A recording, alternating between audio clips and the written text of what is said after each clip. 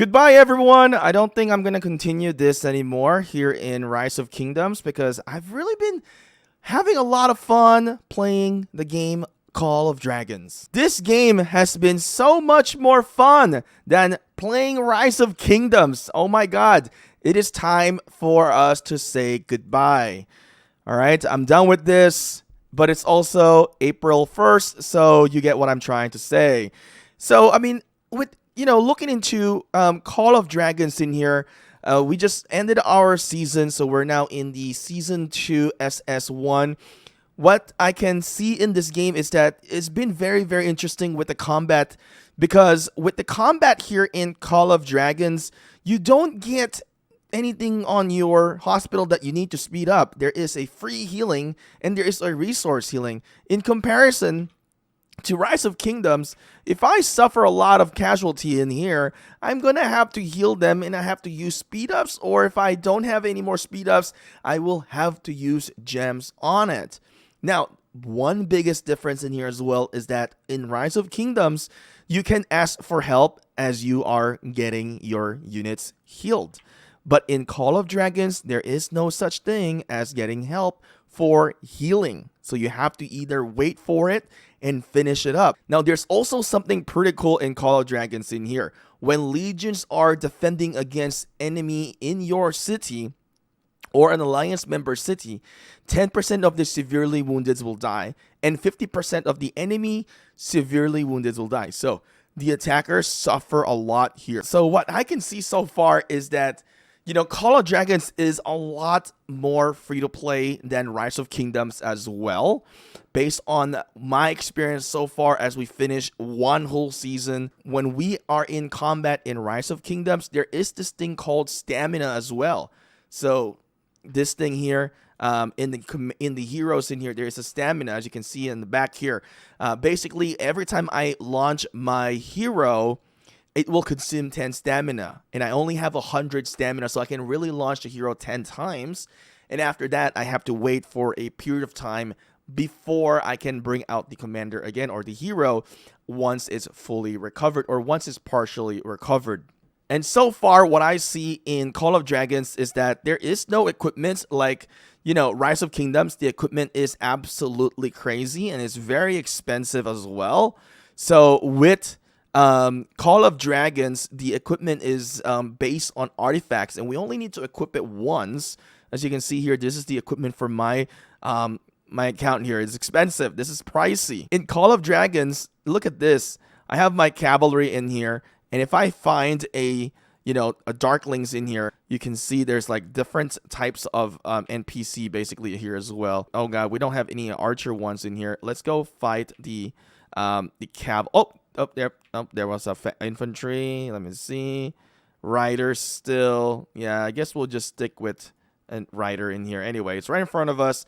So when we try to attack this in here, you can see we can actually cast the skill here. I mean, Call of Dragons is just more defined and more finesse than Rise of Kingdoms. Not that I'm going to quit Rise of Kingdoms or really say goodbye, but really a lot of my time has been put into Call of Dragons. I mean, being so novel, like new game in here, it's been very, very interesting so far. I'm going to cast a skill here. If I cast this one in here, I'll end up like killing this guy, this XR. All right, let's cast the skill. There we go. Boom. I like the self-activation of equipment in here because it's so unique. Like, it is more immersive gameplay. In my opinion, it is so much more immersive gameplay. And then what's nice about this as well in here, there is this thing called policies, pretty much similar to like the crystal tech here in Rise of Kingdoms. All right, so very, very similar, but with this one, it resets every season, and then you get it from basically the expedition or the dragon trails, so you can expand your military expansion. So if somebody make a mistake in here in the early stages and they don't put the right pad in here, they can really suffer a lot. Also, there is the healing supply in here as well, right? And there is also the decision tree here for healing, whether you do resource healing or you do free healing. All right, so one more thing that I really like about this game as well is that there is a cap on how much resources you're going to receive from everyone. So if you go into the alliance market here, you can see that there is a weekly loot limit. Although it's a lot for the loot limit, but it is still capped. And there's also a weekly resource limit. So for those big spenders and whales, they cannot just abuse the system like what we do in Rise of Kingdoms, to where we transfer or people buy resources. So in this one, the whales will heavily really rely on packs in the game, and within the packs in here as well. Of course, they are going to be very limited once they consume all of it. So that's a thing here. And one nice thing about in the game as well is that the mana or the gold in Rise of Kingdoms is protected. Only 3 of the resources in here can actually be plundered. So only the gold, the wood, and the stone can be plundered here in Call of Dragons. There's also nice things about here in Call of Dragons, like the talent tree.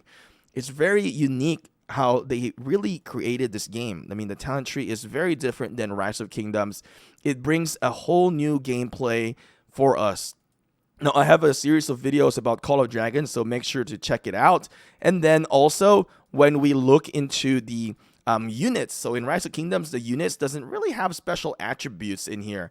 So let me give you this an example. I just made a video about the cavalry, how you can hack it, and how you can gain a lot of rage right away. So if you look into the unyielding rush, you can actually gain 1,000 rage right away by attacking a range unit. All right. And another thing that is so cool about this game is that when you go into battle, in comparison to Rise of Kingdoms, the realisticness in here is so dope. So I'm going to bring in our marches in here. All right.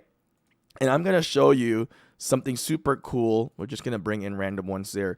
And we're going to attack this one here. All right. Imagine if Rise of Kingdoms actually implement actual range combat. See, look at my Lilia here. Actual range combat. Wow. So that is so cool. And then, yeah, we get to cast our skill there, hit that over there, which is pretty cool, right? Rise of Kingdoms doesn't have this. This game is so advanced against Rise of Kingdoms. Now, I don't know if people are actually going to be like quitting Rise of Kingdoms and then moving into Call of Dragons. I'm not so sure yet about that. But definitely, I mean, this game is growing, and a lot of players have already migrated into this game. Now, some of the whales made an account in Call of Dragons. I don't know if they are quitting Rise of Kingdoms and fully moving into Call of Dragons, or playing both games at the same time. But I don't know. I don't know if they'll even have the time for it. So that's something to kind of look into in, Call of Dragons in here. A lot of great things in here. And this is just basically the beginning of Call of Dragons. So in Rise of Kingdoms, we are currently in our KVK. So I know majority of you guys have been watching our Rise of Kingdoms content in here. I mean, I love Rise of Kingdoms, but at the same time, there are times in here where it gets quite boring, especially on the rest period. And like for now, we're just waiting for the ruins to open. So there's not much going on besides trying to grind in here. So yeah, I mean, Rise of Kingdoms is still great. It's not like we're going to quit Rise of Kingdoms. It is still our baby. But, we take a break. We go play other RTS, which is awesome. And it's the same developers, which is Lego Games. And, Farlight Gaming is still Lilith Games. So this is something that, it's still the same community in here. Yeah, I mean, so far, I'm loving both games. But right now, what I can tell you with all honesty is that I spent a lot of time in Call of Dragons trying to grind in there, and the combat and the battle is so unique. So I'm still trying to learn and get better in Call of Dragons. All right. So yeah, I mean, soon enough, since we started our season 2 in here, soon enough we will, have a pass to open, and we're going to have to fight somebody in here. This is going to be very interesting. So, you guys got to tune in here. We'll see how things are going to perform. Currently, we have a whale already in our rankings in here. We got Albatross, which is a 51 million power player. We got Cha 37. I'm like 19 on the power ranking in here. Oh my god. I was ranked 2 on my server. Now with the server merge, I'm pretty weak actually. Let's take a look into the merits. It's not shown yet, but yeah, I mean, there's a lot of powerful players already here in Call of Dragons. So if you guys haven't checked the game out, you guys are probably missing out on this fun game. For those players who are thinking about like which game is more free to play, I will direct you here in Call of Dragons better. You are actually going to experience more of a free-to-play gameplay here in Call of Dragons. And especially if you are going to be raiding behemoths, you need a really good team in here, good teamwork and organization. And at the same time, on combat, on battle, you cannot win here by yourself as a whale. In comparison to Rise of Kingdoms, you can do more in Rise of Kingdoms as a whale. But here you're limited with the stamina. That's going to be your limiting factor in Call of Dragons. So if you are a free-to-play, you make a lot of count and you can just, barrage the whale and, basically prevent them from coming out basically by using all the stamina. So there's a lot of tactics that you can do here in Call of Dragons. But anyway, guys, happy April Fools. Not quitting Rise of Kingdoms, but we're just adding on to our playlist Call of Dragons. Anyway, I'll see you guys again next time.